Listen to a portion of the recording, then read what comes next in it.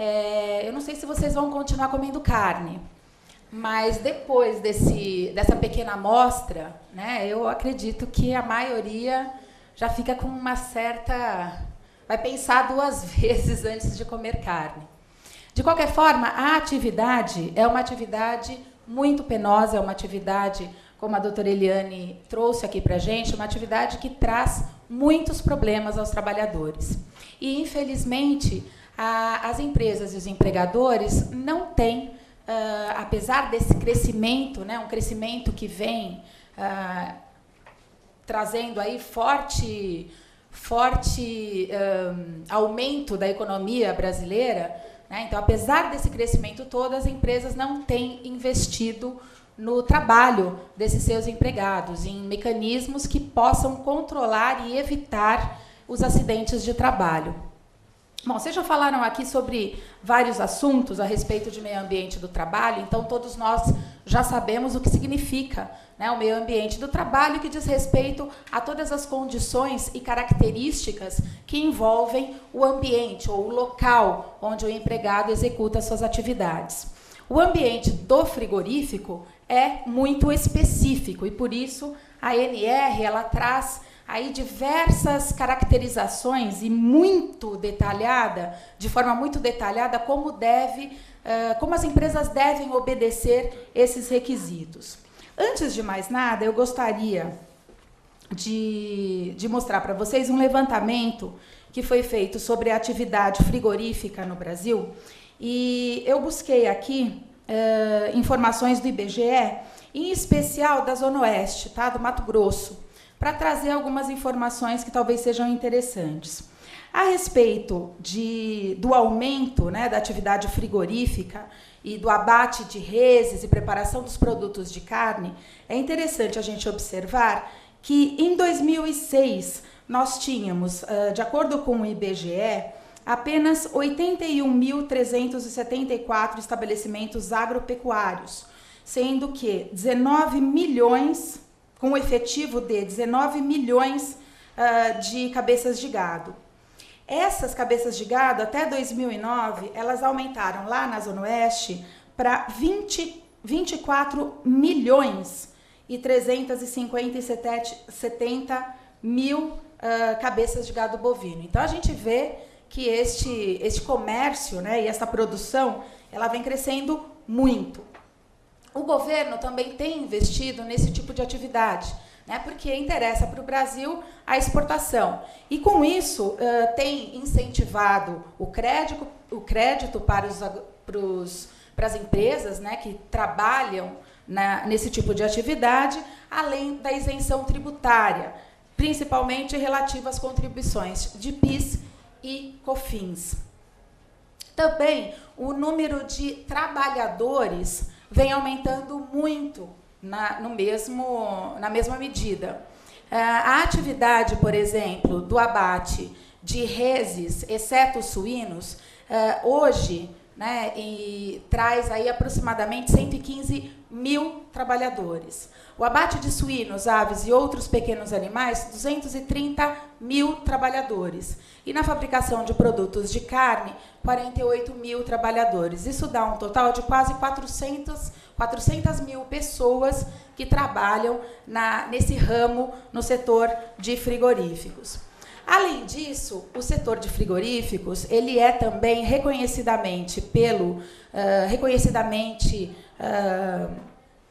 de forma reconhecida pelo Ministério da Previdência Social, na ANR número 4, ela se caracteriza como zona de risco 3.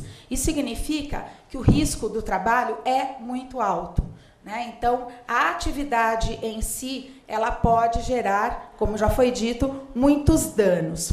A tabela número 2, por exemplo, no ano de 2009 no Brasil, demonstra a existência de acidentes do trabalho notificados pela CAT, coisa que necessariamente não acontece, né? 2.100 casos de acidente do trabalho foram previstos ou foram caracterizados e comunicados nos frigoríficos brasileiros, sendo que deste total, 90% foram classificados como acidentes típicos, né? Então, na maior parte das atividades ou dos acidentes. Estes acidentes decorrem efetivamente dos acidentes sofridos. Eu tenho outras tabelas aqui, mas a gente também, eu não quero ficar falando muito em números.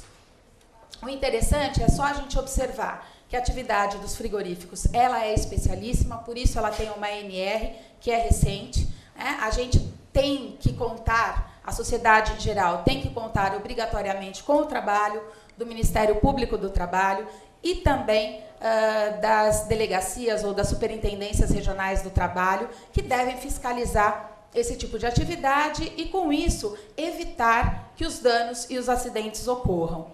Uma das questões que a gente poderia também tratar aqui na atividade dos frigoríficos diz respeito ao tipo de responsabilidade civil ou à natureza da responsabilidade civil decorrente dos danos, né, e dos acidentes sofridos nesta área, no setor de frigoríficos.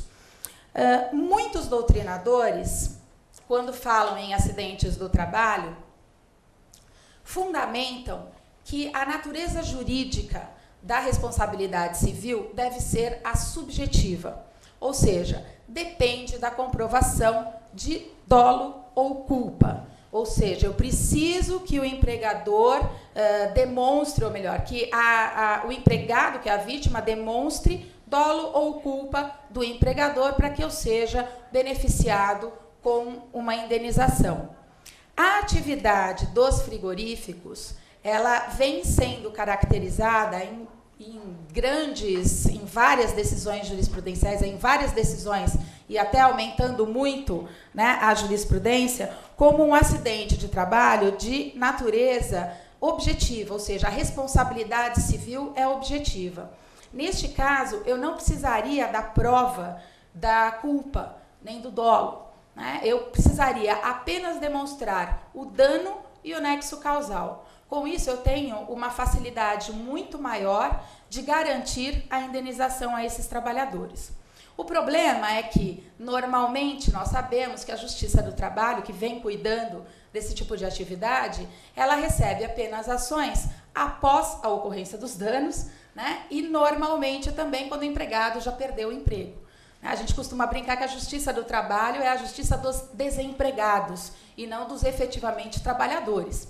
Porque, na prática, ninguém, em sã consciência, vai promover uma reclamação trabalhista contra a sua empresa, sabendo que, muito provavelmente, ele vai perder o seu sustento, já que o salário, né, é o que garante a subsistência dos trabalhadores. Bom, para justificar essa responsabilidade objetiva, né, e afastar a responsabilidade subjetiva, que é garantida até pela Constituição Federal, isso no artigo 7º, inciso 28, se não me engano, a gente tem aí expressamente a possibilidade de indenização em caso de acidente do trabalho pelo empregador, quando for provada a culpa.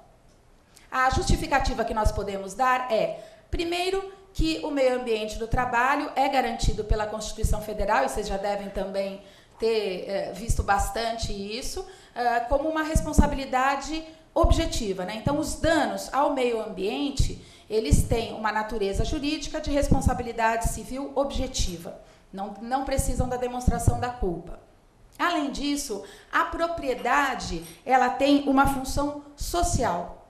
E se a propriedade tem uma função social, se a dignidade da pessoa humana envolve a saúde do trabalhador, se além disso a gente tem que os contratos também têm que garantir a dignidade do trabalho, a gente chega à conclusão que nas atividades em que eu tenho um risco efetivo para os trabalhadores, é muito fácil a gente justificar a responsabilidade objetiva.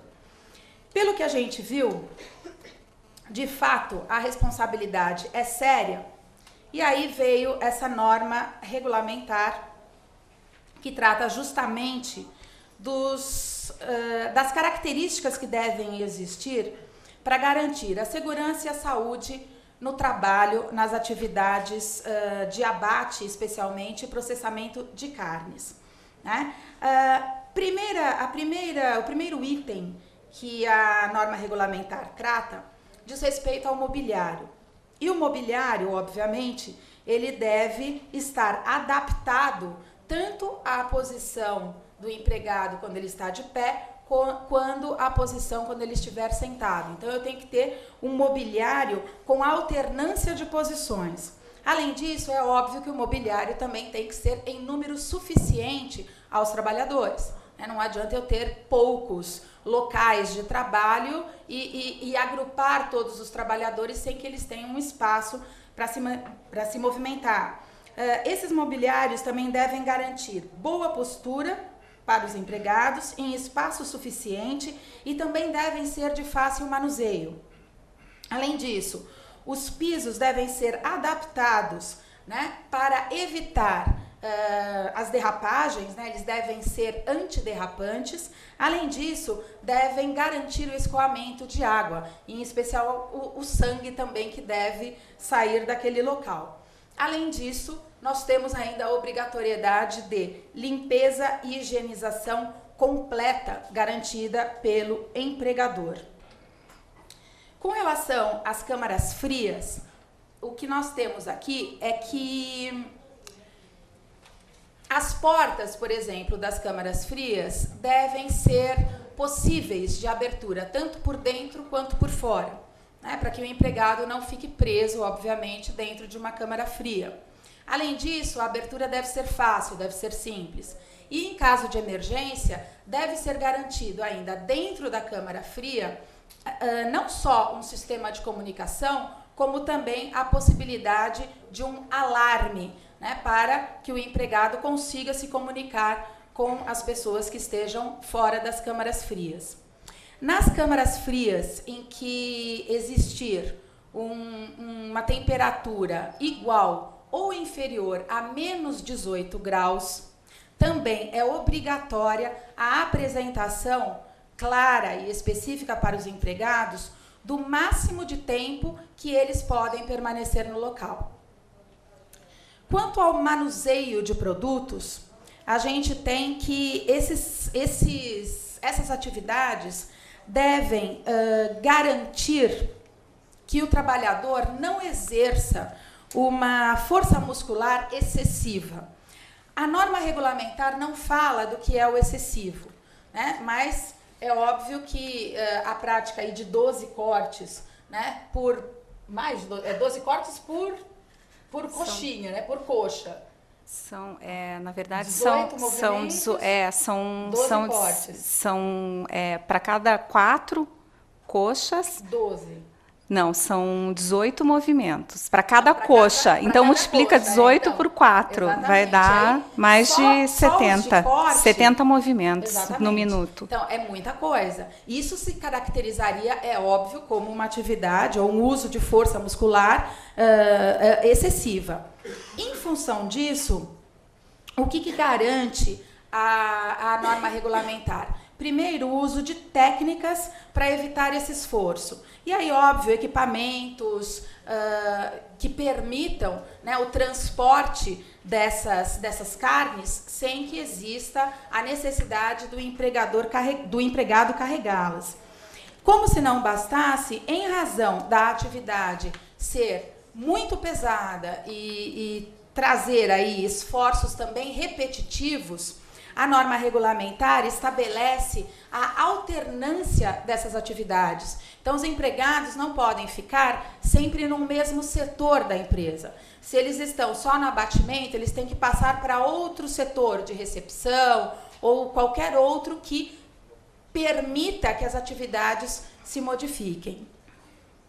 No que se refere ao levantamento e transporte de produtos de cargas, também a ANR estabelece que as empresas devem reduzir a necessidade de carregamento manual constante de produtos e cargas cujo peso possa comprometer a segurança e a saúde do trabalhador. Em função disso, como eu já falei, a alternância das atividades dos empregados que executam esse tipo de carregamento.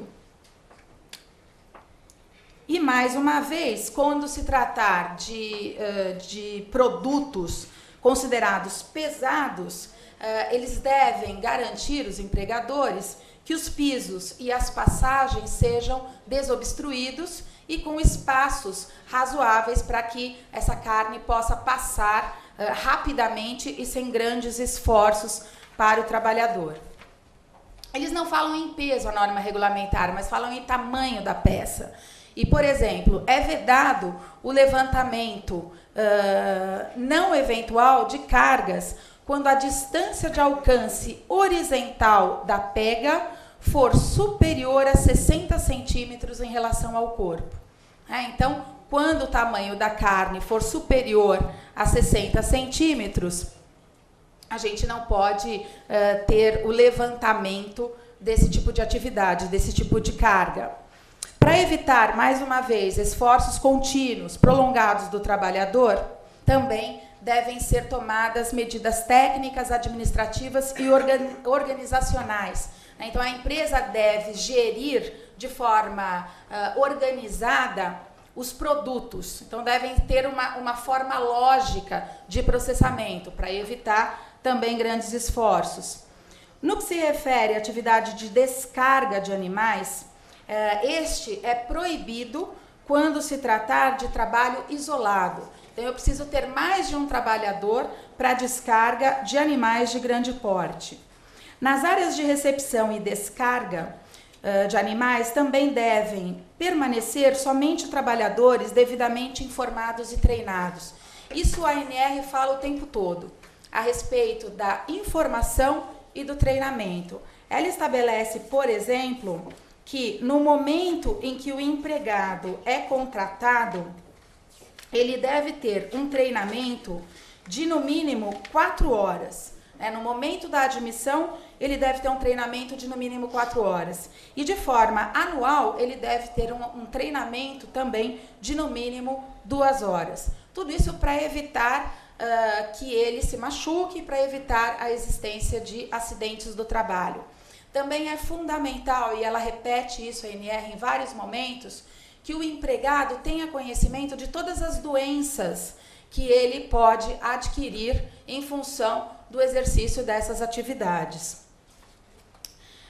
Com relação às máquinas de abate, também a ANR prevê que o número de trabalhadores deve ser condizente e compatível com a quantidade de máquinas, para evitar que os trabalhadores tenham um número excessivo, né, de peças para abater ou de carnes, né, para resolver. Devem garantir elevadores, guindastes e máquinas que que obedeçam todas as normas de segurança, resistência e estabilidade.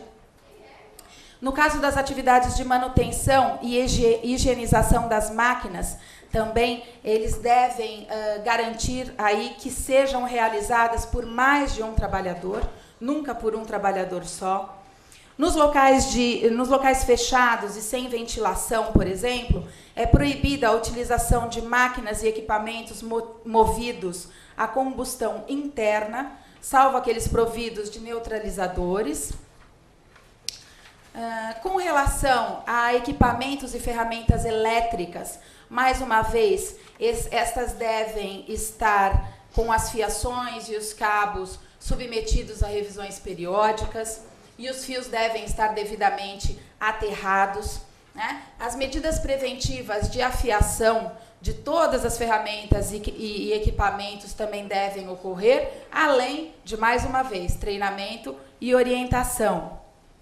As ferramentas devem passar por uma manutenção constante, então elas devem ser novas, devem ser, como já falei, afiadas para o exercício da atividade.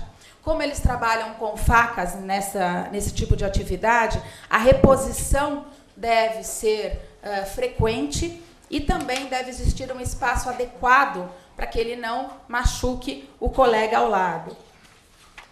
Ruído também é outro problema seríssimo que ocorre nos frigoríficos, né? Então, a exposição ao ruído deve ser minimizada ou até mesmo neutralizada com a utilização de equipamentos de proteção individual. E, mais uma vez, a empresa deverá assumir a responsabilidade de garantir a organização e administração do trabalho para que esse ambiente não tenha aí um ruído que seja prejudicial à saúde dos trabalhadores.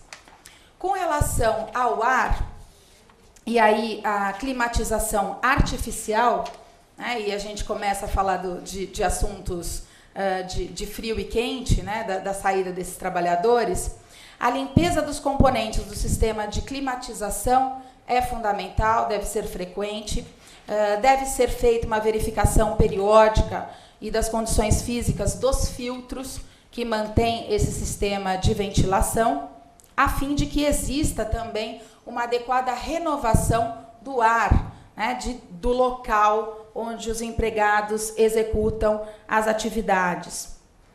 Com agentes químicos, a ANR trata basicamente da amônia, né, que é utilizada aí em várias situações. E a amônia traz também um prejuízo muito sério. E aí eu tenho a manutenção de concentrações ambientais em níveis mais baixos possíveis, a implantação de mecanismos para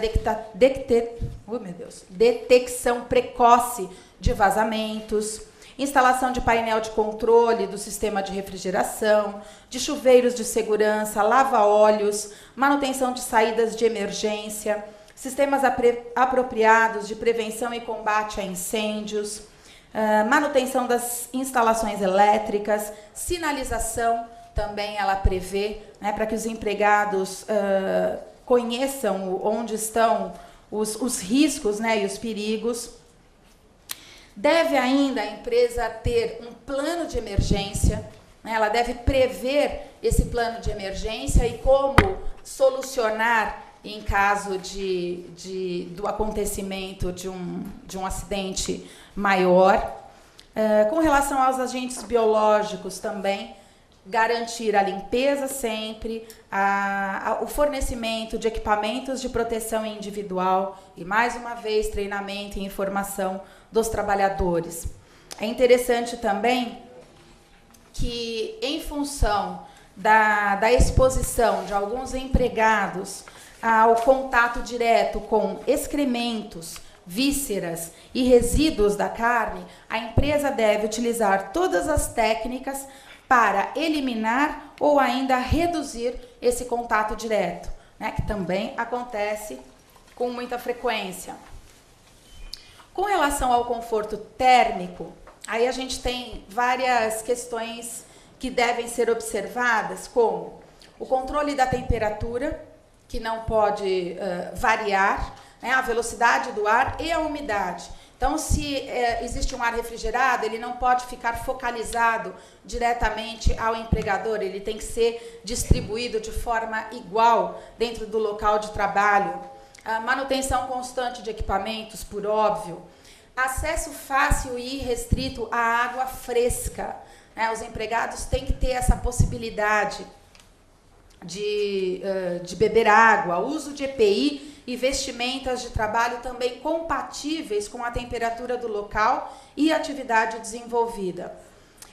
Alternância de tarefas, como a gente já falou. Então, quando houver o trabalho em ambiente muito desconfortável, né, seja na exposição do calor, seja na exposição do frio, devem existir essa alternância de tarefas, buscando a redução da exposição desses trabalhadores.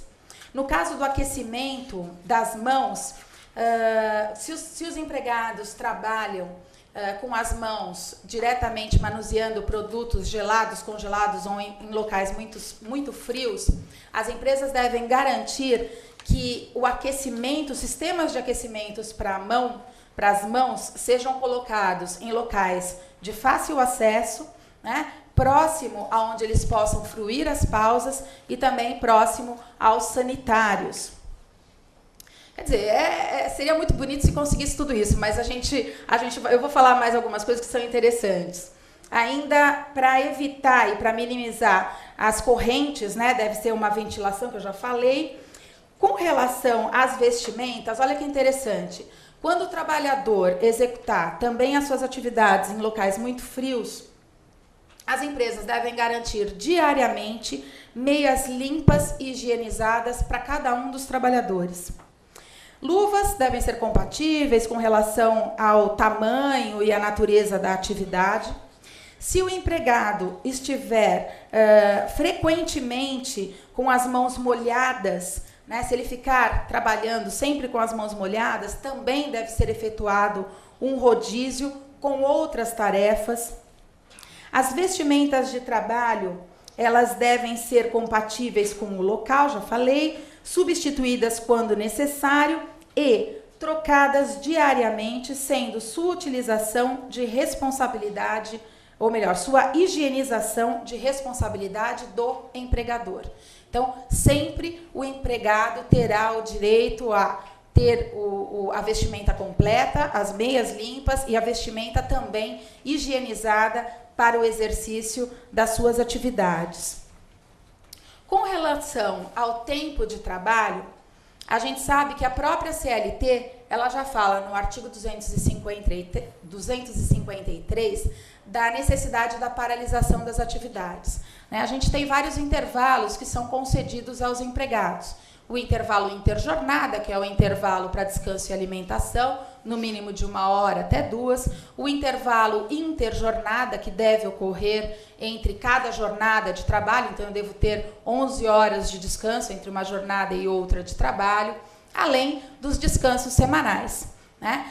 Para as atividades que são exercidas nos frigoríficos, o que nós temos? Que os empregados que trabalham por 1 hora e 40 minutos de forma direta, devem descansar por 20 minutos. E considera-se frio para ser caracterizada e ser aplicada essa norma do artigo 253 da CLT, aquilo que for inferior nas zonas climáticas a 15 graus, a 12 graus e a 10 graus, conforme regras e o mapa do próprio IBGE, que vai determinar as zonas em que deverão ser limitados os graus de trabalho dos empregados. É interessante também que a norma regulamentar ela ainda concedeu outros descansos em função do tempo de trabalho. Então, quando os empregados tiverem uma jornada que ultrapasse 6 horas e 20 minutos, excluído o período de deslocamento e de uniformização, de troca de uniformes, deve ser observado um tempo de pausa da jornada de até 7 horas e 20 minutos. A gente tem aqui, e eu vou de forma rápida também, até 6 horas e 20 minutos de pausa, até 7 horas e 40, 45 minutos de pausa, até 9 horas e 10, 60 minutos de pausa. Essas pausas podem ser fracionadas desde que exista aí um mínimo de 10 minutos e um máximo de 20 minutos. Essas pausas não podem ocorrer na primeira hora seguinte ao intervalo para alimentação e descanso, nem no final da última hora da jornada.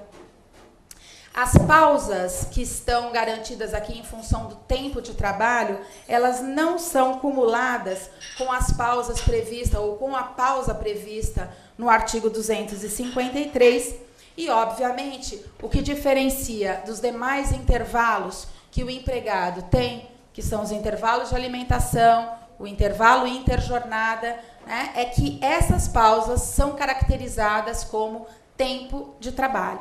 Então, devem ser computadas como de trabalho efetivo para o cálculo, né, da jornada. Com relação às atividades físicas, até a doutora Eliane também já falou a respeito do fisioterapeuta, né? A norma regulamentar estabelece, por exemplo, que o empregador pode determinar, pode, durante a pausa, pedir que os empregados realizem atividades físicas. No entanto, essa atividade física só pode ocorrer em uma pausa e, mesmo assim, o empregado não é obrigado a se submeter a essas atividades físicas. Em função do tempo de serviço, deve ser garantido aos trabalhadores que um relógio fique claro, né, de fácil visualização, para que ele saiba quanto tempo ele já está trabalhando e quanto ele deverá parar. Estabelece que o lanche durante as pausas não é obrigatório. No entanto, e isso é uma discussão que a gente vem tendo bastante aí nos tribunais regionais e até no TST, a paralisação para as necessidades fisiológicas dos trabalhadores. Então, o empregado que quer utilizar o banheiro, ele não precisa esperar pausa. A própria norma regulamentar já diz que ele pode sair a qualquer momento, independentemente da fruição das pausas. Mecanismos de monitoramento da produtividade e da produção não podem ser utilizados para acelerar o ritmo individual, que foi o que a gente viu, né, pelo que a doutora Eliane também falou. Rodízio nas atividades, que eu falei 1000 vezes. Treinamentos obrigatórios. Que esse rodízio também, já para evitar a interpretação aí que vários advogados poderiam fazer, olha, se existe o rodízio das atividades, né, eu não preciso da pausa que é garantida pela própria norma regulamentar ou pela CLT. Então, já existe uma norma clara aqui estabelecendo que o rodízio não poderá substituir as pausas, né? As pausas são obrigatórias, portanto. E para concluir aqui, já terminei. E para concluir aqui, o que nós temos é que se as empresas conseguirem garantir todas essas normas, é óbvio que a gente vai ter uma redução clara de acidentes do trabalho, né? Mas não acredito que isso realmente venha a acontecer. Primeiro, porque a norma regulamentar ela é muito específica, né? E segundo, e acho que talvez seja um dos maiores problemas que nós temos aqui com relação à fiscalização, é que não temos gente e profissionais suficientes para fiscalizar todas essas empresas, né? O Ministério Público do Trabalho sempre reclama da falta de profissionais e o próprio Ministério do Trabalho, pelos seus auditores do trabalho também, né? Nós não temos gente suficiente. É fundamental, portanto, que todos nós fiquemos atentos, né, a esses tipos de normas, que os empregados tenham conhecimento dessas normas e, principalmente, que exista uma denúncia, né? Mesmo que os empregados não ingressem com ações trabalhistas, é importante que os empregados saibam que as denúncias podem ser feitas ao Ministério Público do Trabalho, ao Ministério do Trabalho, pelas superintendências regionais do trabalho, ou até mesmo aos sindicatos, né? E essa denúncia ela não precisa ser necessariamente identificada, quer dizer, a pessoa que denunciou não é identificada. Isso também facilita muito, né, a apuração desse tipo de descumprimento de normas. A gente poderia aqui ficar falando horas sobre os frigoríficos, tratando aí de números, tratando das normas regulamentares. A gente não tem todo esse tempo, mas eu concluo realmente que é uma das atividades aí mais penosas, que causam um grande número de acidentes do trabalho. Se não me engano, aqui pelos dados do IBGE, são quase 20% das CATs são relacionadas às atividades nos frigoríficos. Então, é fundamental que as empresas observem ou passem a observar a norma, né, a partir do momento de sua obrigatoriedade. Obrigada.